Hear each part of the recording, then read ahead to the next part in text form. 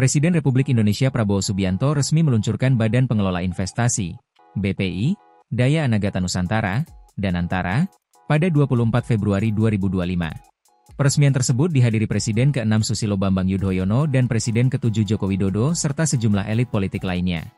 Adapun, sosok yang memimpin dalam badan investasi terbesar tersebut diantaranya Rosan Ruslani sebagai Chief Executive Officer, SEO, Doni Oskaria sebagai Chief Operating Officer, SEOO, dan Pandu Syahrir sebagai Chief Investment Officer, CIO.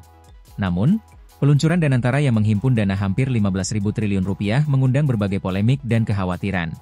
Terlebih ada beberapa kasus mengenai badan investasi besar di suatu negara yang gagal dalam pengelolaannya, salah satunya One Malaysia Development Berhad, One MDIBI, milik Malaysia. Mulanya, perusahaan tersebut bertujuan untuk mendorong inisiatif strategis dalam pembangunan ekonomi jangka panjang dengan menjalin kemitraan global. Namun, dialihkan menjadi pengeluaran gaya hidup mewah di pemerintahan Perdana Menteri Najib Razak dengan kroni-kroninya. Setidaknya ada 3 tokoh yang terlibat skandal besar tersebut. 1. Najib Razak. Beliau menyalurkan 700 juta US dollar ke rekening pribadinya dari MDB yang diklaim adalah sumbangan dari seorang pangeran Arab Saudi. 2. Rosmah Mansor.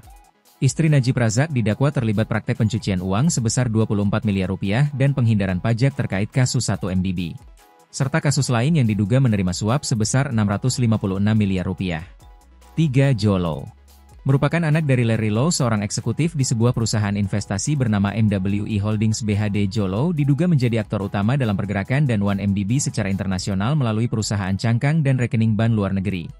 Belajar dari kekhawatiran kasus One MDB, ada baiknya berpikir positif agar Danantara bisa sesukses Temasek milik Singapura. Temasek Holdings telah lama dikenal sebagai lembaga pengelolaan sovereign wealth fund Singapura yang berhasil mengelola investasi skala besar. Pendirian Danantara pun terinspirasi dari keberhasilan Temasek. Temasek berdiri sejak 1974 dengan portofolio awal sebesar 354 juta dolar Singapura dan kini nilai portofolionya telah mencapai 389 miliar dolar Singapura. Peran Temasek terpisah dari pemerintah Singapura. Temasek beroperasi secara independen dalam pengambilan keputusan investasi dan tanpa intervensi politik. Ada 3 faktor yang menyebabkan keberhasilan Temasek. Memiliki struktur operasional yang terorganisir dengan baik. Direksi terdiri dari orang-orang profesional independen yang memungkinkan membuat keputusan dengan analisis mendalam. Kinerja keuangan yang solid.